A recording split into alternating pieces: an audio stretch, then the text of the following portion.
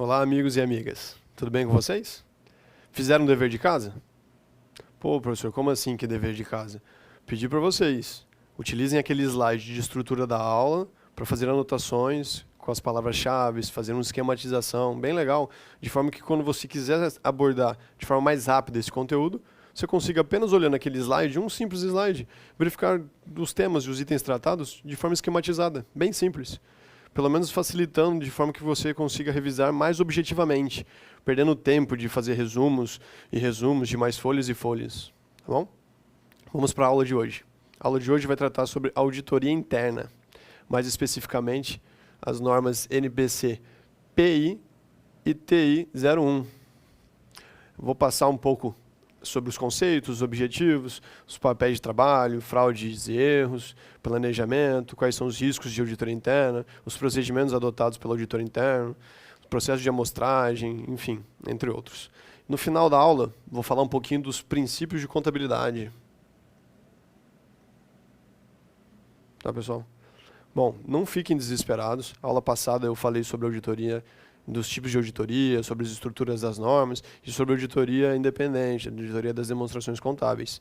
Eu vou passar agora para a auditoria interna, porque ela é uma norma da qual já foi convergida para os padrões internacionais, mas continua utilizando os termos antigos. Então vou fazer muita associação entre os termos utilizados pela norma de auditoria interna com os termos utilizados pelas normas para o auditor independente. Tá bom? Vamos lá. Professor, para que serve a auditoria interna?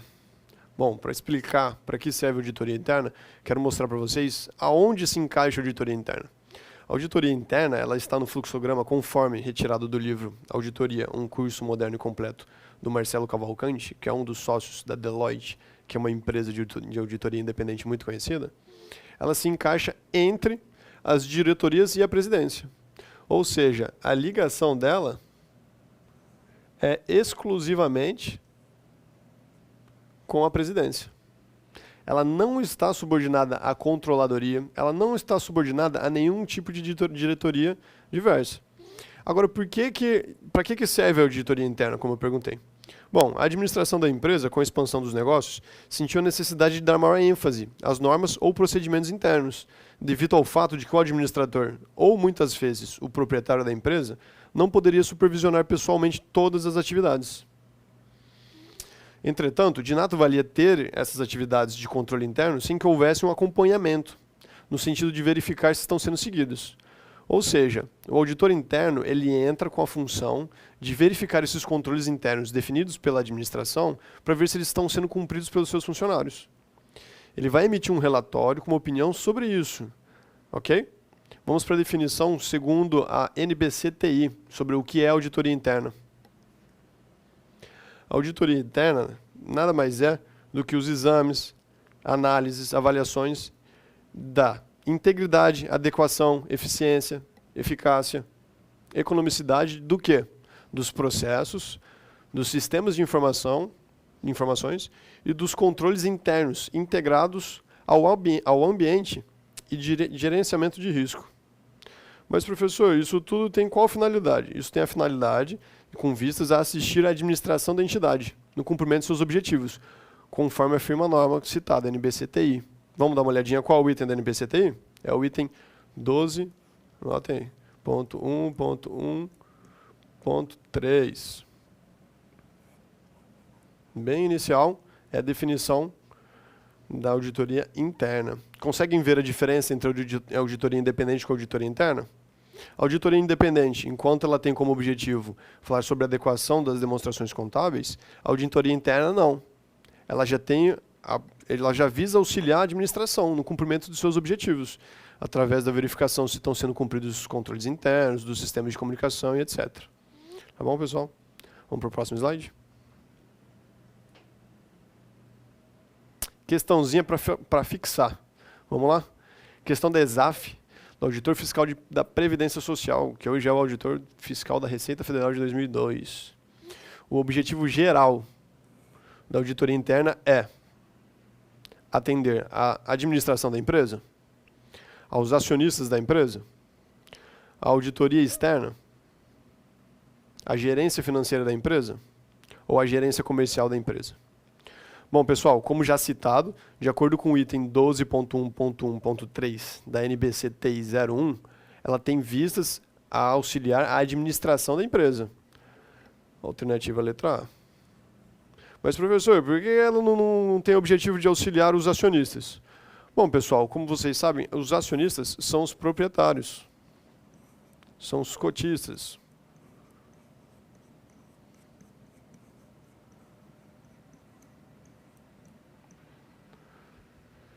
Mas não necessariamente eles estão empenhados, estão trabalhando na empresa na parte da administração. Então, pelo fato do acionista ser uma nomenclatura genérica, onde muitas vezes, na verdade, ele não envolve o trabalho na empresa, na administração, ele não tem responsabilidade sobre isso. Então, ele não utiliza o auditor interno de forma direta. Por isso que é com vistas à administração da empresa. Ok, pessoal? Vamos para o próximo slide.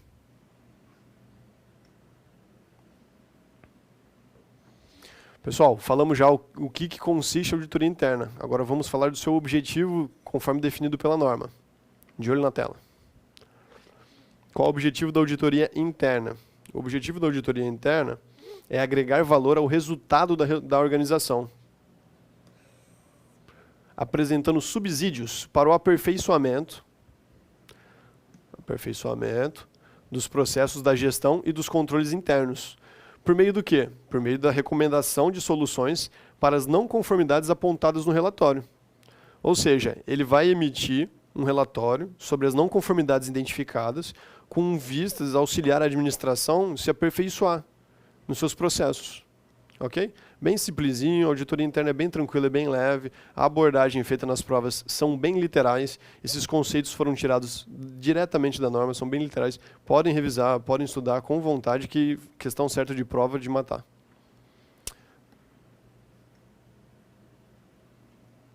Falando em questão, vamos lá. Fundação Getúlio Vargas, auditor fiscal do Estado do Rio de Janeiro, de 2010, questãozinha recente. Com relação à resolução 986 de 2003, que refere-se à NBC TI 01, que estabelece os procedimentos relacionados à auditoria interna, analise as afirmativas a seguir. Tem por finalidade agregar valor ao resultado da organização, apresentando subsídios para o aperfeiçoamento dos processos, da gestão e dos controles internos, por meio da recomendação de soluções para as não conformidades apontadas nos relatórios. Pessoal, acabei de falar para vocês, slide anterior falou isso, conceito literal, trazido direto da norma. Tem que ler, tem que revisar, tem que memorizar e tem que entender que a função da auditoria interna é essa, ok? E tem certo.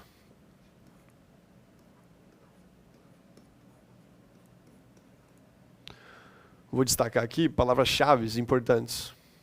Agregar valor, apresentar subsídio,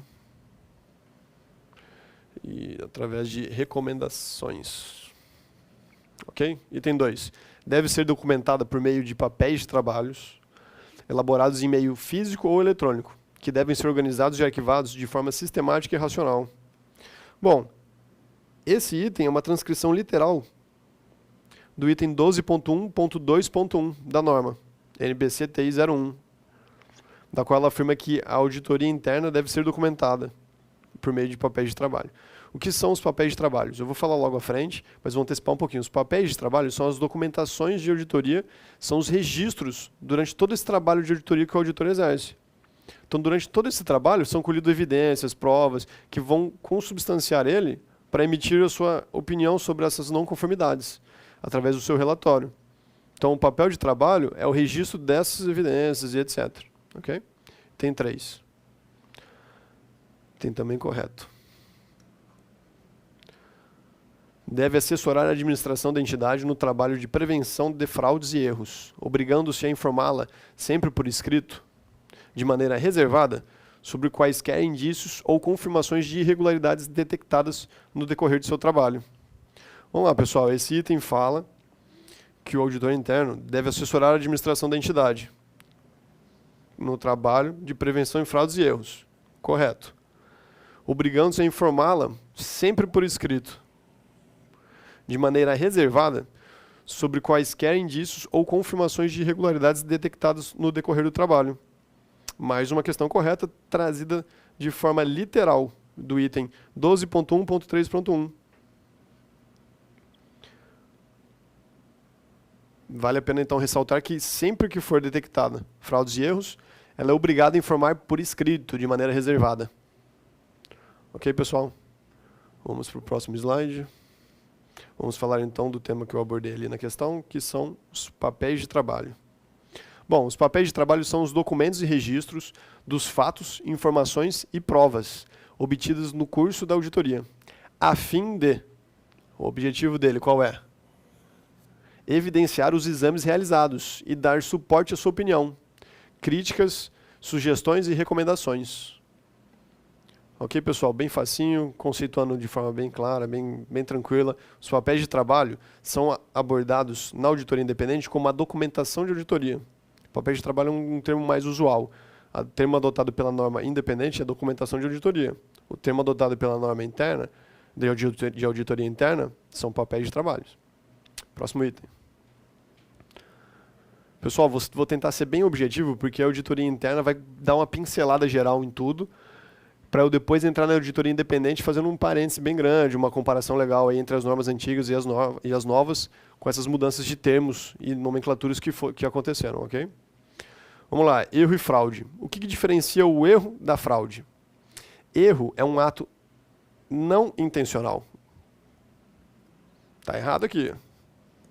É não intencional.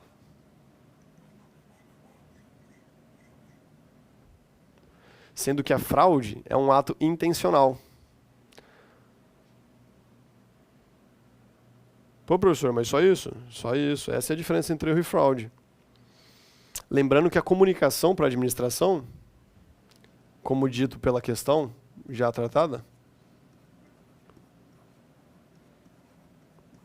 a comunicação, ela é sempre por escrito. Pessoal, é muito difícil ter essa palavra em qualquer coisa. Então, sempre é uma palavra muito forte. Então, sempre por escrito é algo que você deve estar na mente, de maneira reservada para a administração. Não esqueçam, é sempre por escrito. Vamos fazer uma questãozinha sobre fraudes e erros? Questão da ESAF, na prova de analista de finanças de controle da CGU de 2004. Conforme estabelecido na NBC T 12.1.3, que atualmente é a NBC TI, só teve a troca de nomenclatura, a definição de fraude para o auditor interno é... Vamos direto para a questão, para a resposta, e vou marcar depois os erros de cada uma, para ficar mais fácil de entender o assunto. O gabarito da questão é a alternativa B, o ato intencional, como dito anteriormente. A fraude é um ato intencional de omissão e ou manipulação de transações e operações, adulteração de documentos, registros, relatórios, informações e demonstrações contábeis, tanto em termos físicos como monetários. Como vocês podem ver no gabarito da questão, os atos intencionais estão aqui, ó. Omissão, manipulação, adulteração. Ok? É isso que define ser um ato intencional, que caracteriza a fraude. A alternativa A, ela não está correta porque ela afirma que é um ato não intencional. Como eu fiz aquela pegadinha para vocês, estava errado no slide anterior, para ver se o aluno está esperto. Questão básica, o aluno tem que estar esperto. Está errado. É um ato intencional. A alternativa C fala que é um ato intencional. Só que ele fala que é um ato intencional e ele inclui entre as ações a omissão, está correto, mas a desatenção não é um ato intencional. O desconhecimento também não é um ato intencional. Ou a má interpretação dos fatos. Esses não são atos intencionais. São atos que podem acontecer de forma comum. Não são considerados fraude, são considerados erros. Alternativa D é um ato intencional de omissão, desatenção de novo. Também está errado. A alternativa E é um ato não intencional. Aqui está tudo errado, né? Não intencional, que está falando sobre desatenção, sobre desconhecimento. Feito, pessoal? Viu como, através dessas palavras-chave, você consegue resolver uma questão? Vamos para o próximo item. O próximo slide vai falar sobre planejamento. O planejamento consiste no exame preliminar sobre as áreas, atividades, produtos e processos. Mas o que ele quer determinar? Ele quer determinar a amplitude, a época do trabalho, de acordo com as diretrizes estabelecidas pela administração. A auditoria interna, diferentemente da auditoria independente, ela está sujeita às vontades da administração. Ela é concebida de forma a assistir à administração. Portanto, ela depende do planejamento da administração. Ela deve ser feita de forma junta. Os programas de trabalho devem ser estruturados servindo como guia e meio de controle, devendo ser revisados e atualizados sempre que as circunstâncias exigirem. Ou seja, o planejamento não é imutável.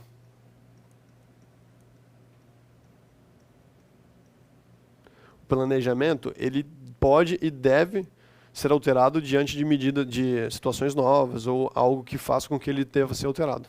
Ok, pessoal? Vamos passar para o próximo item.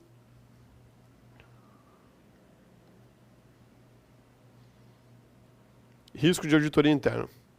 O risco de auditoria interna, conforme definido pela norma, é a possibilidade de não se atingir de forma satisfatória o objetivo dos trabalhos.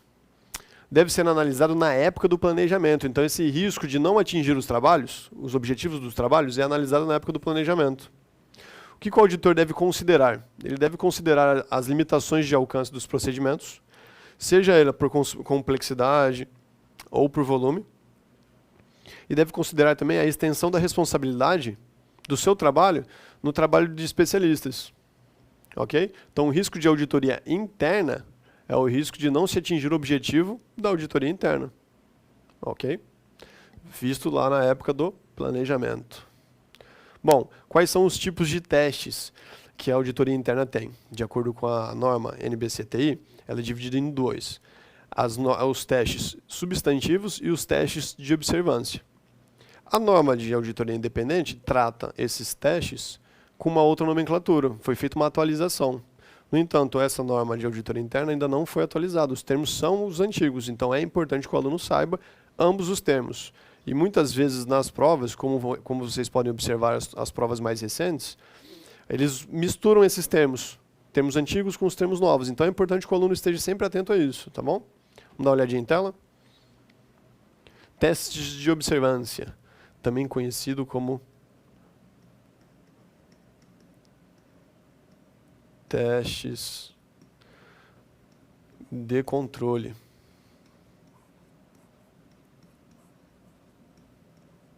Isso aqui é para auditoria independente.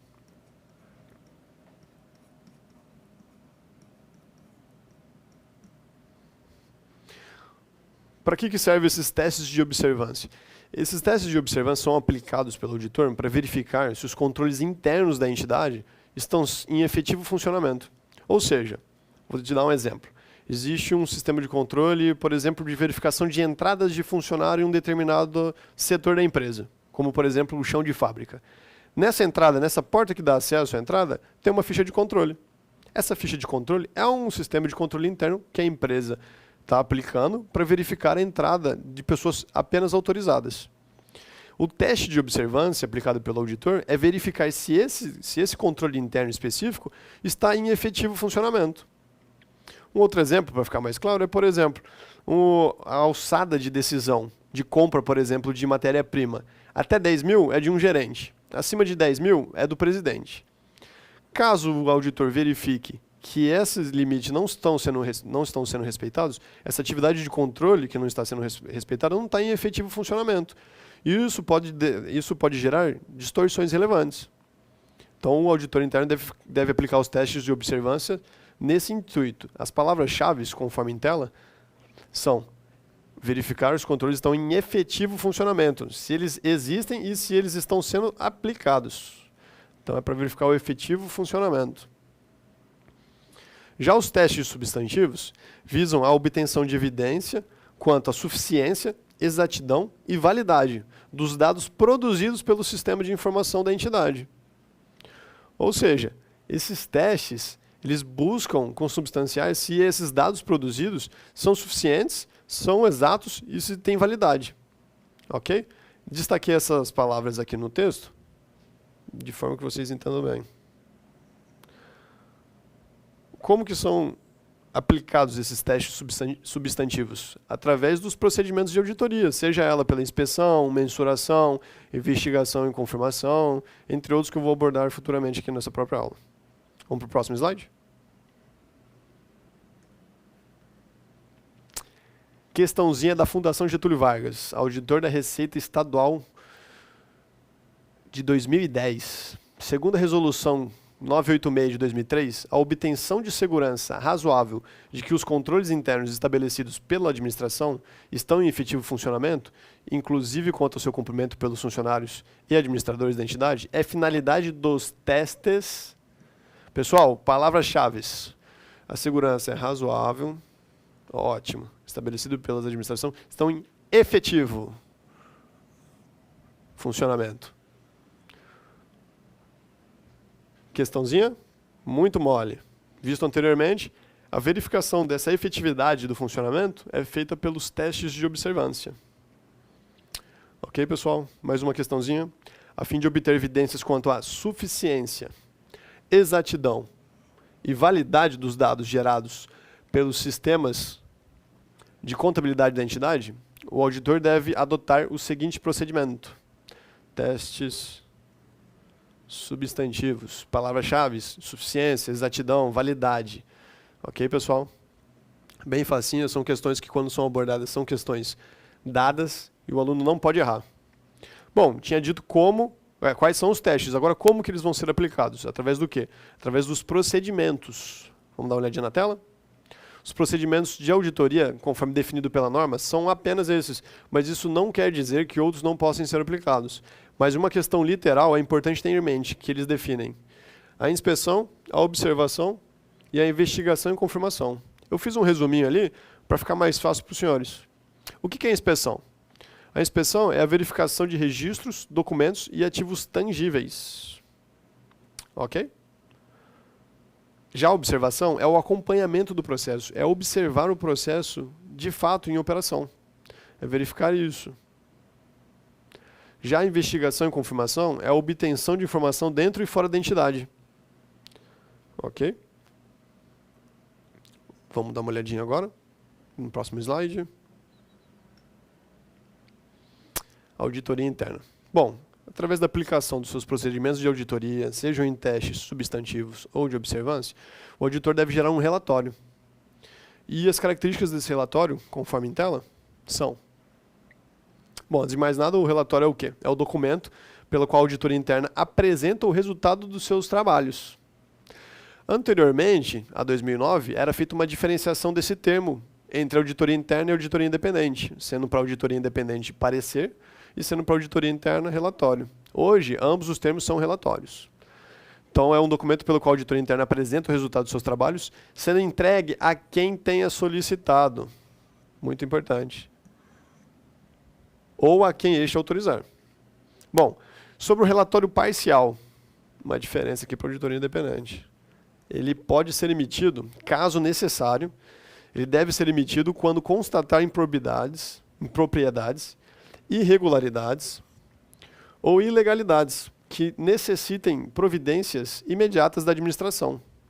Ou seja, essas providências que são necessárias não podem aguardar até o final dos exames. Então é importante que o auditor faça e publique esse relatório provisório, parcial, para que a administração consiga corrigir pontualmente. Como, por exemplo, foi descoberto na folha de pagamento, o pagamento para o salário de um funcionário do qual já não se encontra na empresa. É um caso mais grave, é um caso que está gerando um rombo para a empresa financeiro, da qual talvez será difícil dela recuperar. Teria que entrar com uma ação contra o funcionário ou coisa do tipo. Por isso que a emissão desse relatório parcial é devida, mas ela é devida nesses casos. Ok, pessoal? Questãozinha da Receita Federal, 2009. Com relação aos relatórios de auditoria interna, pode-se afirmar que